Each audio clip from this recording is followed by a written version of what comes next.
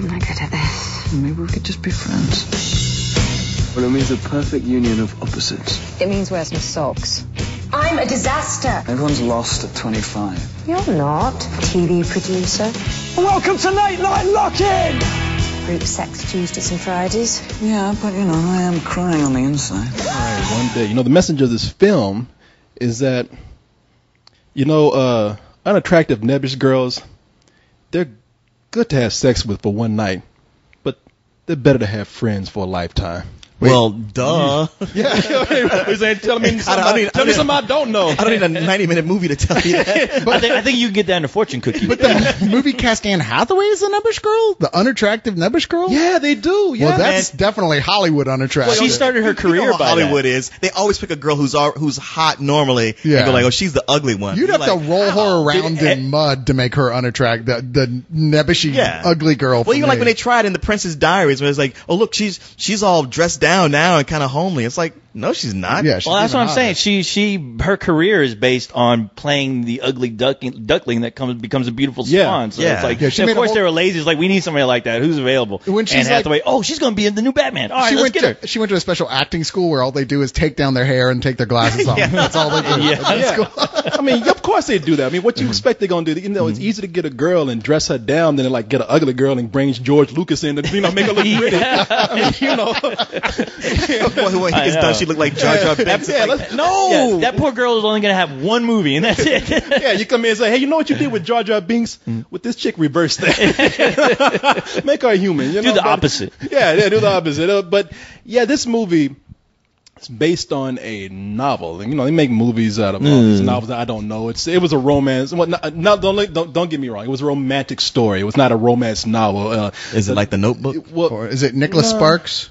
Well, you got it kind of close. Apparently, people who have nickel in their name somewhere are meant to write romantic movies and books, because the writer of the book and the movie is a guy named David Nichols. The book came out in 2009, and I guess it was met somewhat success. And of course, they said, "Well, hey, look, it's one of those romantic movies." Well, I can't wait to read Nicolas Cage's book. Yeah, exactly. And give it time. That's coming. Oh, there'll be romance. Yeah.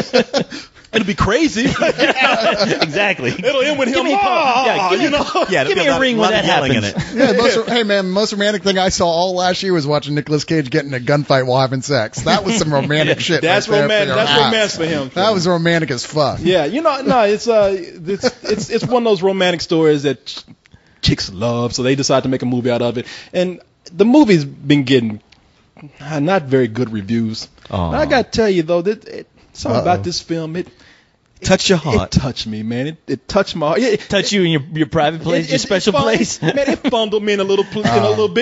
Right when I started to call the police and say I've been kind of molested, I said, you know what? I think I like him. Wait. I just realized this is an Anne Hathaway film, which means she probably got naked a lot. That's what it is, isn't it? These days in an Anne Hathaway movie, I think she just takes her titties out and they don't even ask her to do it. Yeah. And they just, have to, this is a family film. And that's already out. And that's why I tell everyone, shut the fuck up about The Dark Knight already, all right? Don't you wait until you see that, all right? Just wait. People even getting mad about that. There'll be sweater kitties there. But she has a tendency with her characters to be kind of quirky, leaning into annoying. And I think that's when the meter goes up, and that's when the titties pop out. And then annoying goes away. Yeah, it balances out perfectly. You're like, you know what? Whatever. Somewhere Anne Hathaway has done an animated film with an animator drew her with her titties. I'm like, how did this happen? It's not supposed to be in this. This is a G-rated movie. But with those eyes, she kind of looks like an anime character. Oh, now come on. You just got through saying she's hot. She is hot. I fuck anime characters. Oh, hell yeah. I bang that piece of paper all day long. No, I know what you're masturbating to it on. But this movie, I thought it was kind of sweet. And what I liked about it, I would tell you, what people are criticizing this movie for, and where I see you can kind of overlook that criticism when I get into my review for it. But the story deals with, you got two people who had just graduated from university, Edinburgh University. You have Emma and Dexter, played by Anne Hathaway and Jim Sturgis. And that night, they're partying, getting drunk, having a good time, and these two unlikely people hook up, and they shouldn't really hook up because Anne Hathaway is working class and nerdy. And Jim Sturgis is a wealthy, spoiled playboy. You know, he's slumming it here, man. Yeah, He's just pretty in pink too. Yeah. You know, it's kind of like it's almost like Jim Sturgis had looked around and everybody was gone and she was there. And he's like, 2 a.m. What you gonna do? I know. Yeah. Come on. I guess I gotta sleep with the poor hot girl. Yeah. You know what am I gonna do? All right. You know. But yeah, he takes it to the house and the night does not work out like they think it would. However, they do enjoy each other's company, and when she invites him to come and hang out the next day, it's like, sure, why not? And little do they know that this is going to be the road to a rocky but lifelong friendship. Now, when you're two fairly attractive people, it's hard to have a platonic relationship between a man and a woman. And these two know that, so they've consciously set up boundaries for each other. However, their friendship is under the constant threat of one of them crossing the line. And come on, you know how it is. It's usually the horny-ass guy that's doing the crossing. You know, I thought about you. I think about you. You and me. Really? Okay. Dex. The problem is I fancy pretty much everyone. No, I mean anyone. Really, I mean, it's like I've just got out of prison all the time. It's a real problem. I can imagine. Yeah, and this thing with Ingrid, you know, it's sex thing. So just sex. Yeah, the point's been made, Dex. But me and you, I mean, it would be different. And the film is cool because it spans over 2 decades. Damn. So, and they met on July 15th. So, in July 15th, 1988. So the movie ends in, but their ending point for the film is, of course, July 15th, 2008. And the movie's cool because it keeps coming back to key moments in their life based on that date. The movie's been criticized for being too predictable.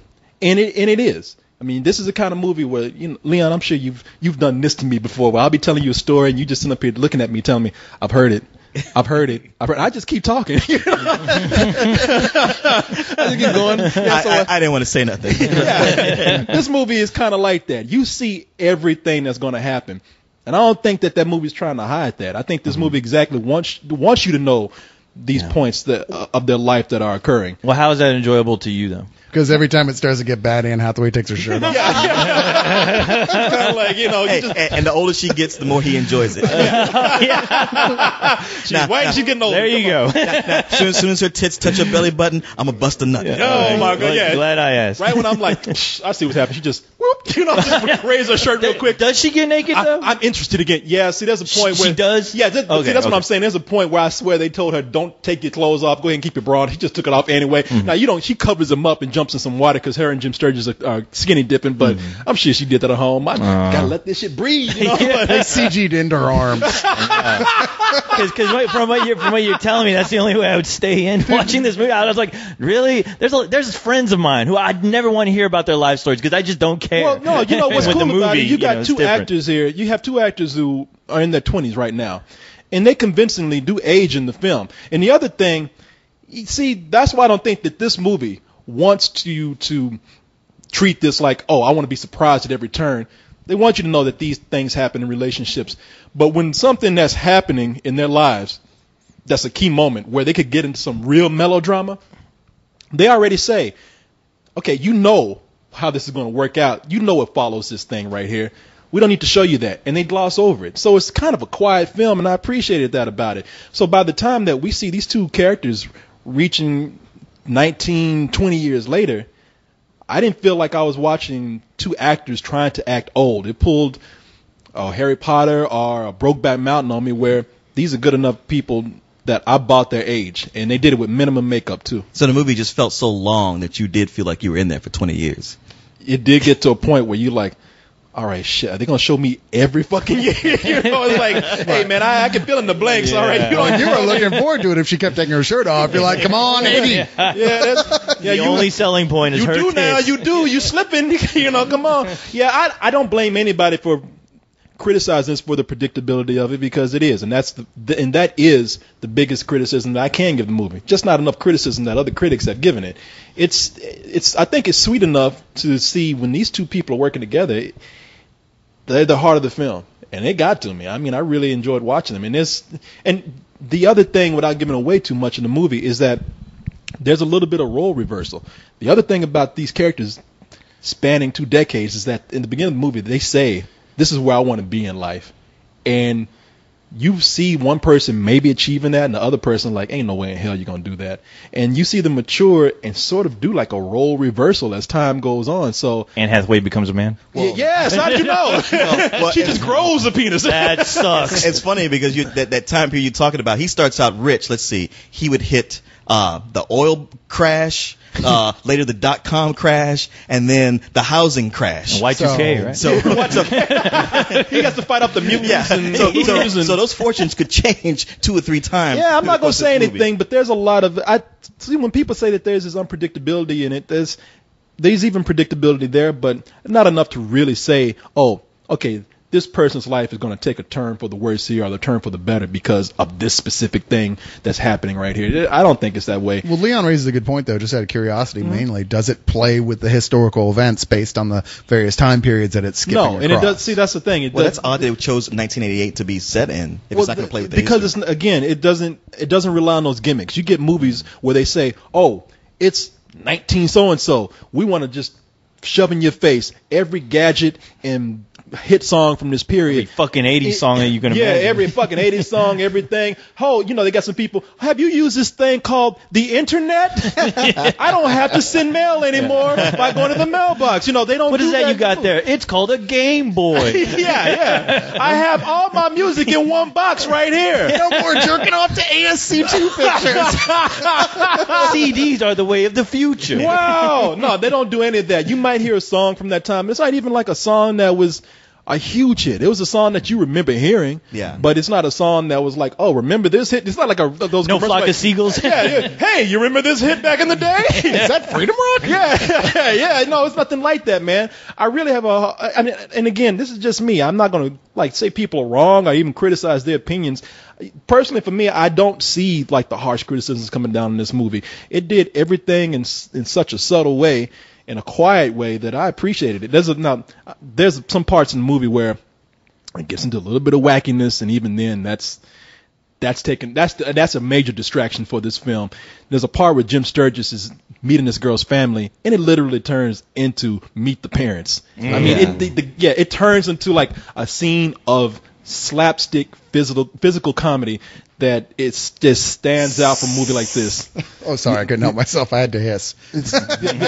Hey, man, I was kind of. It just sounds horrible. No, you guys might see it, and me seeing it cold and going in and not knowing anything about the film, I didn't know what it was about at all. I didn't even see the poster when I went into it. I just heard there's a screening for this, got to go, and I went there.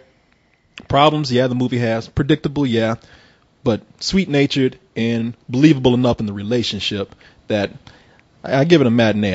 I did enjoy this. So, wow, okay. Yeah, and it's just me now, I know co-host is looking at me like, he's giving me that look like pussy. I was waiting for somebody in the room to say it, but it's just interesting because so much of how you describe it makes it sound like a rental. For some people, it will be, man. It will be for me when I rent it and fast forward it to the fucking Anne Hathaway tits. I know. That's what I will do. Pause that shit. They should rent it with a copy of Mr. Skin so you know exactly what that's right. I was going to say, I keep coming back to the same 2 points. Yeah. Man, y'all are heartless. Just heartless. But we got dicks. So what do you want? Yeah, I'm still trying to get mine. It's in the theater somewhere. I love you, Dexter. I just don't like you anymore.